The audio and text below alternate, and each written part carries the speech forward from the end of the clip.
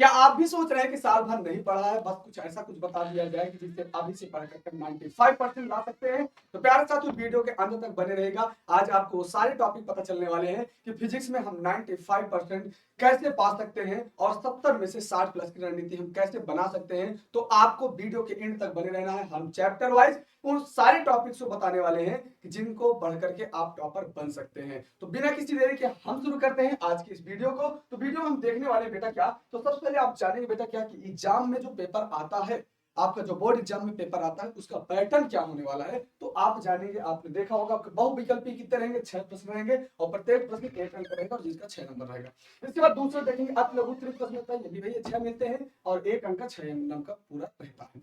बात करते हैं लघु उत्तरीय फर्स्ट टाइप का रहता है, तो मेरे भाई लघु उत्तरीय फर्स्ट की जब बात करते हैं तो ये 4 प्रश्न रहते हैं जो 2 अंक के डिसाइडेड होते हैं, पूरा 8 नंबर का रहता है। इसके बाद लघु उत्तरीय सेकंड टाइप के देखते हैं तो 5 2 सेक्शन में बटे होते हैं, 10 नंबर का होता है, प्रत्येक अंक 3 नंबर का होता है, यानी सबसे स्कोरिंग आपका किसमें मिलने वाला है, तो लघु उत्तरीय पे आपका फोकस ज्यादा होना चाहिए क्योंकि ऑलरेडी 30 नंबर का ये लेकर के बैठा है। फिर इसके बाद आप देखते हो बेटा दीर्घ उत्तरीय एक प्रश्न 4 नंबर का 5 प्रश्न आते हैं और टोटल 20 नंबर, यानी टोटल की बात करो तो ये 70 नंबर का आपका पेपर तैयार हो चुका है। और इसी 70 में से आपको कितना लाना है, इसी 70 में से आपको 60 प्लस की तैयारी करना है, तभी जाकर के 30 मिलकर के 90 प्लस की तैयारी हो पाएगी। और अभी 90 प्लस की तैयारी अभी से करना चाहते हैं तो ये वीडियो मैं कहता हूं सभी तक शेयर भी कर दीजिएगा, उन सभी तक पहुंचा दीजिएगा जो अभी से सोच रहे हैं कि कौन कौन से टॉपिक फिजिक्स में पढ़ करके हम 90 प्लस की तैयारी कर सकते हैं। तो मैं आज आपको बताने वाला हूं, वो टॉपिक पढ़ लीजिए, गारंटी देता हूं कि 90% आपके आ जाएंगे। ठीक भाई, चलिए तो मैं देखता हूं भाई, चैप्टर वाइज देखता हूं। अब इसके बाद आपको पता होगा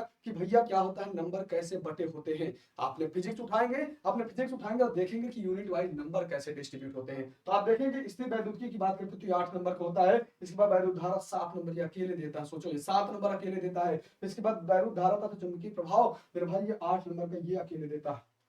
सोचो यहां से 8 नंबर, ये बेटा पूरा 7 नंबर। तो सबसे ज्यादा स्कोरिंग क्या होता है, वैद्युत धारा होता है, धारा वैद्युत होता है, 7 नंबर का अकेले चैप्टर है। सोचो कितना इंपॉर्टेंट है। इसके बाद यहां पर बात करते हैं वैद्युत धारा क्या होता है, वैद्युत चुंबकीय प्रेरण, ये 8 नंबर का होता है। प्रत्यावर्ती धारा वैद्युत चुंबकीय प्रेरण मिलाकर के 8 नंबर। और सबसे सस्ता और सबसे झिंगुर वाला ये फ्री का नंबर देने वाला ये टॉपिक है, ये यूनिट है कि वैद्युत चुंबकीय प्रेरण अकेले 4 नंबर देकर के जाता है। तो आपको मैं बताता हूँ और आपको एक वीडियो भी लाऊंगा कि 90 प्लस की रणनीति क्या होनी चाहिए, कौन कौन से टॉपिक पढ़े, कौन कौन से चैप्टर पढ़े, वो भी सारी चीजों को आपको बताऊंगा। ठीक है, तो यहाँ पर देखेंगे भाई प्रकाश की से देखेंगे, प्रकाश की आपका 13 नंबर है। फिर इसके बाद द्रव्य और क्या होता है, द्रव्य एवं द्रव प्रकृति होता है बेटा, तो ये आपका 6 नंबर होता है। इसके बाद परमाणु एवं नाभिक की बात करते हैं तो ये 8 नंबर का होता है। और इलेक्ट्रॉनिक युक्तियों की अगर बात करें तो मेरे भाई ये कितने नंबर का होता है, आपका 6 नंबर का होता है। कितना होता है बेटा, तो ये आपका 8 नंबर होता है। कितना, तो 13 6 19 19 और 27 और 27 8 8 नंबर का ये होता है। तो सोचो ये वाला चैप्टर अकेले, ये चैप्टर आपको अकेले 8 नंबर देने वाला है। ठीक भाई, तो टोटल मिला के 70 नंबर का है और ये चैप्टर वाइज बांटे होते हैं, चैप्टर वाइज आपको पढ़ना है। अब बारी आती है मेरे भाई क्या कि वो टॉपिक कौन कौन से हैं, वो टॉपिक कौन से हैं। ये आपका चैप्टर नंबर फर्स्ट आप देखोगे, चैप्टर नंबर फर्स्ट में देखोगे ये सारे आपके चैप्टर हैं, ये सारे आपके चैप्टर के क्या है, टॉपिक है पूरा पढ़ने। लेकिन हमें पढ़ना कौन सा है, तो आपको देख रहा होगा कि अगर आप न्यूमेरिकल लगाने बैठोगे बेटा, तो न्यूमेरिकल लगाने के लिए आप क्या होगा, आपको आवेश संरक्षण का सिद्धांत पता होना चाहिए। इसके बाद कूलाम का नियम पता होना चाहिए मेरे भाई। क्या कूलाम का नियम बहुत इंपॉर्टेंट न्यूमेरिकल के लिए और एग्जाम के लिए।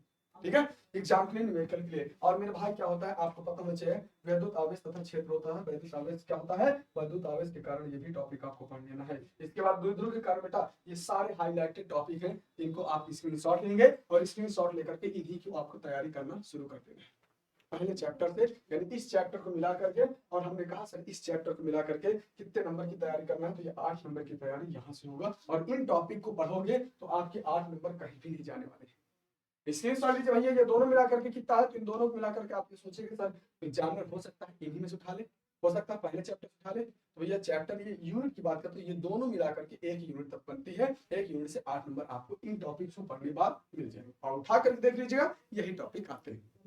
ठीक भाई, चलो अगली बात करते हैं इंपॉर्टेंट, यहाँ से स्क्रीनशॉट लीजिएगा। आगे बात करते हैं विद्युत धारा। विद्युत धारा हमने कहा सर अकेले 7 नंबर का, तो हम अकेले 7 नंबर ऐसे कौन से टॉपिक पढ़े जिनको पढ़ने के बाद हमें अकेले 7 नंबर मिल जाए, है ना, अकेले 7 नंबर मिल जाए। तो ये युद्ध की तैयारी कर दो, क्योंकि युद्ध नहीं जिनके जीवन में वो भी बड़े अभागे होंगे। जो जिनके जीवन में युद्ध नहीं है, जिनके जीवन में टारगेट नहीं है, वो अभी भी कुछ भी अचीव नहीं कर सकता। तो टारगेट बनाओ और लग जाओ। अभी से आपको सिलेक्टेड टॉपिक दिए जा रहे हैं, उन सिलेक्टेड टॉपिक को अगर पढ़ लोगे तो अभी भी 90 प्लस की तैयारी कर सकते हो। ठीक है। तो दिल दिमाग को पकड़ करके थाम करके सारी तैयारियां आप छोड़ करके फोकस कर लो। 1 महीने का टारगेट है, करो या मरो की लड़ाई है। कर लोगे तो अच्छा पाओगे, वरना मर जाएंगे। सब लोग एक ना एक दिन मर जाते हैं, मिलता कुछ नहीं। मरने से पहले कुछ ऐसी उपलब्धि हासिल कर लो जो संसार में जवाब दे पाओ, जो अपने आप को जवाब दे पाओ, अपने माँ बाप के लिए जवाब दे पाओ, और ऐसा लगे कि हमने कुछ किया है।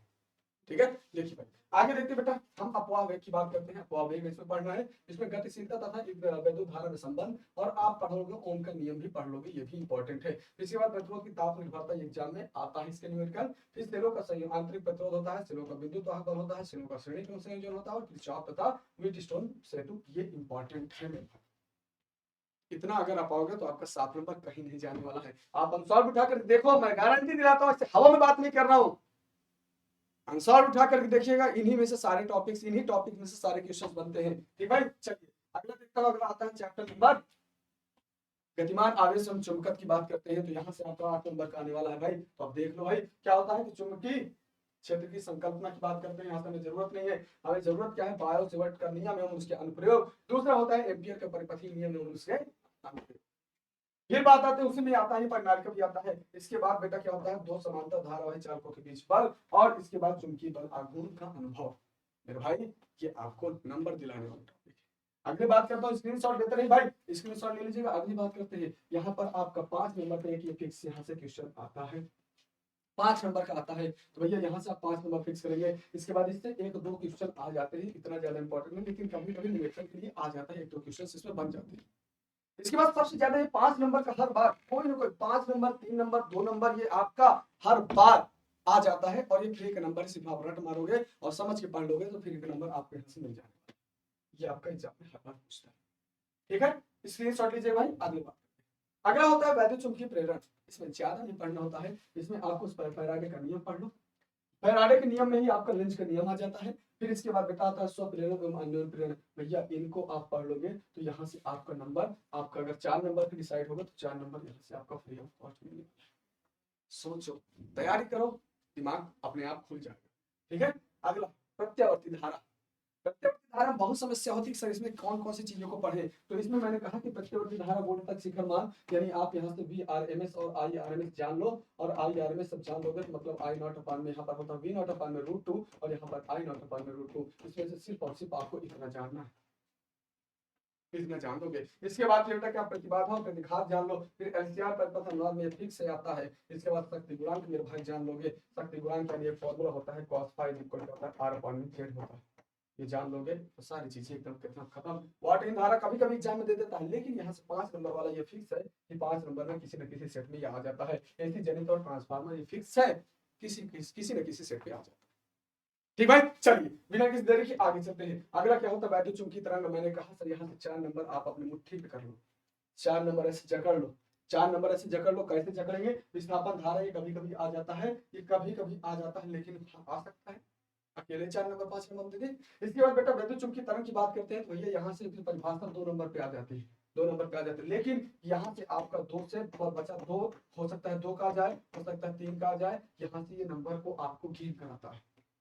इसमें ट्रिक है क्या, गामा की एक सीधी रेखा देखने के लिए आई एम रेडी।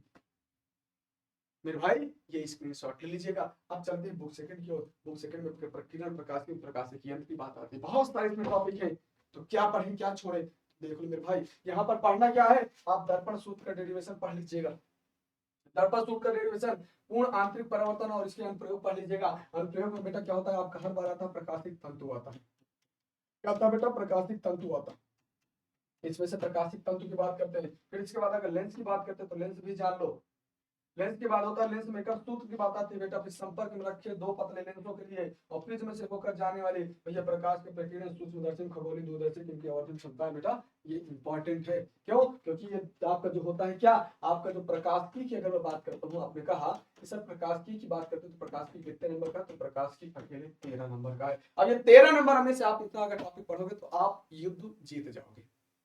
युद्ध जीतने की तैयारी शुरू कर दो। अगर युद्ध जीतने की तैयारी आज से शुरू कर दोगे तो प्यारे साथियों जरूर युद्ध जीत जाओ।